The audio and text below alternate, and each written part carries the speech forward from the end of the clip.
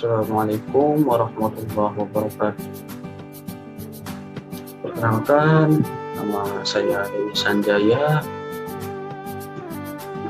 Saya dari jurusan Teknik Informatika dan saat ini saya masih semester 1. Baik, di sini saya akan menjelaskan atau mempresentasikan sebuah materi yang dimana materi ini tugaskan dosen kita, yaitu dosen agama. Baik, kita langsung ke materi aja.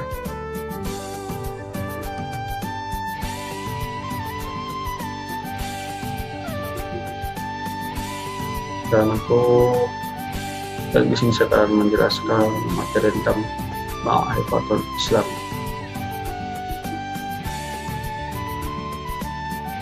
Ma'rifatul Islam, Ma'rifatul Insan artinya mengenal diri sendiri.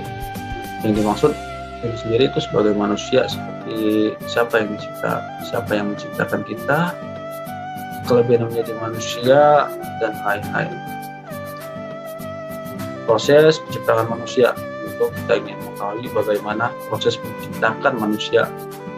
Dalam Al-Quran, Allah Subhanahu wa Ta'ala menjelaskan kronologis kejadian penciptaan manusia, mulai dari bahan baku penciptaannya, proses perkembangannya dan pertumbuhannya dalam rahim ibu, hingga ia kemudian dimatikan dan dibangkitkan kembali dari kematian itu. Yang dalam surat Al-Mu'min ayat 12-14 yang artinya, dan sesungguhnya kami telah menciptakan manusia dari saripati yang berasal dari tanah, kemudian kami jadikan seperti itu air mani yang disimpan dalam tempat yang kokoh atau rahim. Kemudian air mani itu kami jadikan segumpal darah, lalu segumpal darah itu kami jadikan segumpal daging, dan segumpal daging itu kami jadikan tulang belulang, lalu tulang belulang itu kami balut dengan daging, lalu kami jadikan makhluk yang berbentuk lain. Maha suci Allah, pencipta yang paling baik. Dapat kita simpulkan dari surat di atas bahwa itu berisi tentang penegasan dan informasi dari Allah Subhanahu wa Ta'ala. Unsur manusia hidup dari rangkaian unsur-unsur tertentu yang menyusun struktur kepribadian. Allah menciptakan manusia melalui 2 tahap.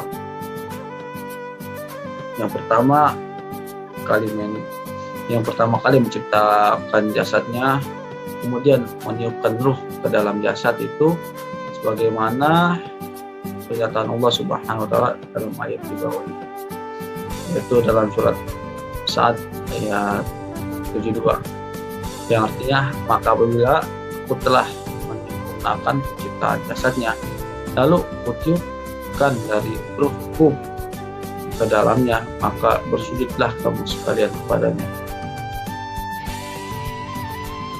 Manusia terdapat 3 unsur, yaitu ruh merupakan zat yang tidak terlihat, tapi hakikat itu terasa eksistensinya dalam jiwa manusia.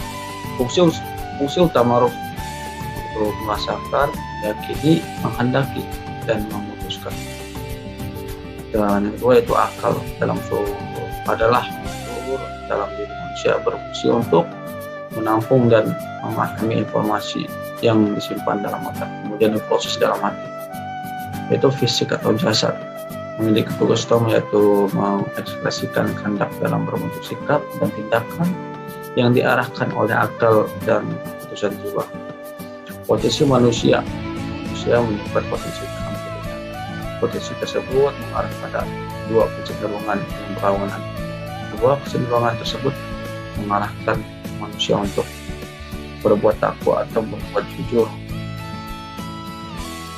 Itu yang dalam surat Asy-Syams ayat 8 yang artinya, maka Allah mengilhamkan kepada manusia yaitu jalan jujur dan takwa. Fujur adalah presentasi semua kebatilan kejahatan dan keburukan yang semua itu akan menghasilkan dosa dan kesengsaraan, dan muaranya adalah neraka. Dan selanjutnya yaitu takwa. Takwa adalah presentasi kebenaran, kebaikan, dan keindahan yang semua itu menghasilkan pahala dan kebahagiaan yang muaranya adalah surga. Keistimewaan manusia seperti dijelaskan di awal, manusia mempunyai keistimewaan yang tidak dimiliki makhluk lain. Keistimewaan tersebut antara lain yaitu dalam segi penciptaan.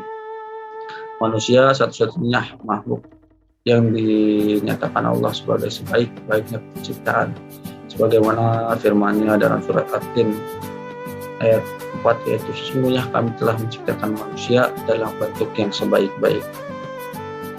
Dan yang kedua itu dalam segi ilmu, ciptaan otak manusia dengan segala potensi yang dikandung di dalamnya adalah wujud kesempurnaan Islam Allah. Dengan otak tersebut manusia bisa menerapi ilmu dan sekaligus mengembangkannya. Dan yang ketiga yaitu segi kehendak untuk memilih. Kita sebagai manusia pasti punya kehendak, kita bisa memilih mana jalan yang baik dan mana jalan yang sesat. Dan yang keempat itu dalam segi kedudukan atau kemuliaan, Allah memberikan kedudukan yang tinggi kepada manusia antara lain makhluk lainnya di bumi, yang di bumi, yakni ia sebagai pemimpin atau khalifah di bumi ini, sehingga manusia bisa memanfaatkan alam semesta ini untuk keperluan hidupnya, sebagaimana firman Allah Subhanahu wa taala dalam surat Al-Baqarah ayat 29, yang artinya dialah Allah yang menjadikan segala hal yang ada di bumi ini untuk kamu. Dan untuk yang kelima dalam segi kemampuan bicara, jika kita perhatikan semua makhluk hidup yang diberikan mulut, semuanya dapat berbicara dengan bahasa masing-masing. Binatang-binatang berbicara dengan bahasa mereka masing-masing, seperti yang disebut manusia sebagai mengembik, mengaum, berkicau, dan lain-lain. Adapun manusia, ia bisa berbicara dengan sempurna dengan simbol-simbol huruf yang terbatas jumlahnya. Manusia dapat mengungkapkan pikirannya yang rumit sekaligus sehingga bisa mentransfer ilmu kepada orang lain. Dan untuk segi kesiapan moral, manusia dapat dibentuk menjadi baik atau buruk, bahkan bisa juga berperan ganda sebagaimana orang munafik. Dia bisa jahat, melalui setan, bisa menjadi makhluk baik melalui malaikat. Dan untuk misi manusia diciptakan, yang pertama beribadah pada Allah. Allah memerintahkan manusia untuk beribadah sebagai bentuk rasa syukur atas karunia dan nikmat yang diberikannya, sebagaimana yang disebutkan dalam surat Az-Zariyat ayat 56, yang artinya, dan aku tidak menciptakan jin dan manusia melainkan supaya mereka menyembahku.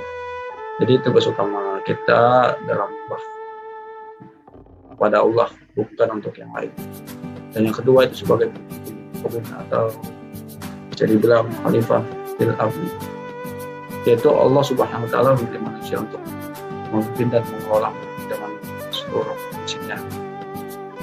Dan yang ketiga yaitu misi peradaban manusia dengan berbagai potensi yang dikerahkan Allah Subhanahu wa taala adalah makhluk berperadaban. Dengan otaknya manusia untuk menciptakan karya-karya besar di dalam kehidupan ini untuk meramaikan dan memakmurkan kehidupan agar lebih nyaman untuk ditinggali. Dan untuk yang kedua yaitu tentang etika moral dan akhlak. Etika dalam bahasa Yunani adat kebiasaan disebut tatanan perilaku berdasarkan suatu sistem nilai dalam masyarakat tertentu. Etika berkaitan dengan ilmu dan filsafat. Standar baik dan buruknya adalah akal manusia. Moral yaitu dalam bahasa lain adalah mos, bentuk tunggal dari jamaknya mores, yang berarti kebiasaan, yang susila adat kebiasaan tindakan manusia yang sesuai dengan ide-ide umum tentang yang baik dan yang tidak baik, yang diterima oleh masyarakat. Moral adalah perilaku yang sesuai dengan ukuran-ukuran tindakan sosial atau lingkungan tertentu yang diterima oleh masyarakat.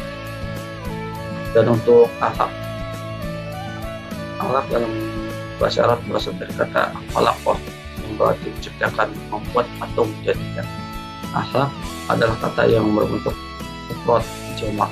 Ini adalah khuluqun yang berarti perangai, tabiat, adat atau al-khuluq berarti kejadian, perbuatan, ciptaan. Akhlak, perangai, adat, tabiat atau sistem tertentu yang dibuat oleh manusia. Baik, untuk presentasi saja yang dapat saya presentasikan. Kurang lebihnya saya mohon maaf. Terima kasih. Wassalamualaikum warahmatullahi wabarakatuh.